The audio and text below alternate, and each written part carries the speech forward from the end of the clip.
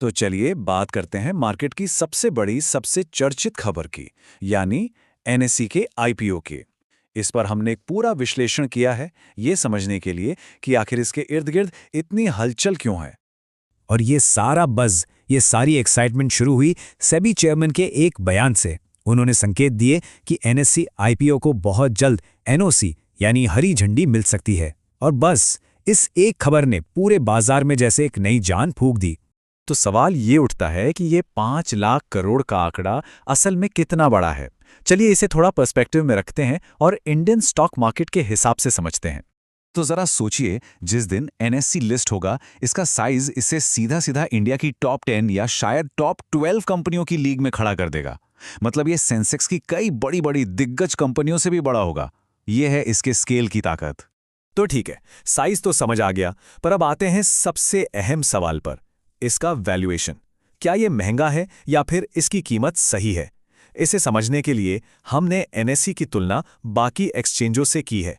तो जब हमने नंबर्स क्रंच किए तो हमारे एनालिसिस के मुताबिक FY27 की कमाई के अनुमान पर एनएसई का पीई करीब 39 के आसपास आता है।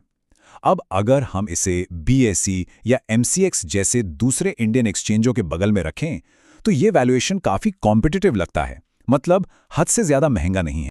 लेकिन कहानी में असली ट्विस्ट तो तब आता है जब हम एनएसई को ग्लोबल एक्सचेंजों के सामने रखते हैं और यहां साफ दिखता है कि एनएसई एक तगड़ा प्रीमियम कमांड कर रहा है। मतलब दुनिया के दूसरे एक्सचेंजों के मुकाबले ये महंगा है। तो सवाल ये है कि ऐसा क्यों है? निवेशक ज़्यादा पैसे क्यों देने को तैयार हैं? और उसका जवाब छिपा है एक शब्द में, ग्रोथ। देखिए, इंडियन मार्केट्स में जो ग्रोथ की कहानी है, जो पोटेंशियल है, वो मैच्योर्ड ग्लोबल मार्केट्स में नहीं है। और इसी हाई ग्रोथ के लिए ये प्रीमियम वैल्यूएशन मिल रहा है। चलिए अब एक और बहुत ज़रूरी पहलू को समझते हैं। ये आईपीओ एक ऑफर फॉर सेल यानी ओएफएस होने वाला है।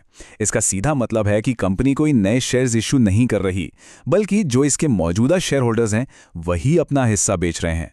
तो ये जानना बहुत ज़रूरी हो जाता है कि आखिर ये बड़े शेयर होल्डर्स हैं कौन। तो इसकी शेयर होल्डिंग का जो स्ट्रक्चर है, उसमें एक बहुत बड़ा हिस्सा, करीब 31% सरकारी कंपनियों के पास है।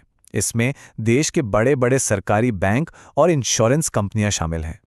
और इन सरकारी संस्थानों में सबसे बड़ा नाम है एलआईसी का, जिनके पास 10% से भी ज्यादा हिस्सेदारी है। इनके अलावा stock holding corporation, SBI, GIC जैसे कई और बड़े नाम हैं। तो ये पूरी संभावना है कि ओएफएस में ये अपनी हिस्सेदारी बेचते हुए नजर आए। लेकिन रुकिए, कहानी सिर्फ बड़े इंस्टीट्यूशंस की नहीं है। जब हमने इसकी शेयर होल्डिंग लिस्ट को और खंगाला तो कुछ ऐसे चौंकाने वाले नाम सामने आए। जी हाँ, बिल्कुल सही सुना।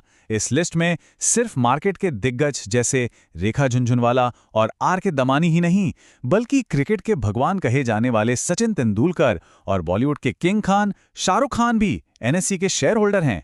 है ना ये काफी दिलचस्प बात? तो अब हम इस पूरी चर्चा को एक बहुत ही अहम सवाल पर खत्म करते हैं।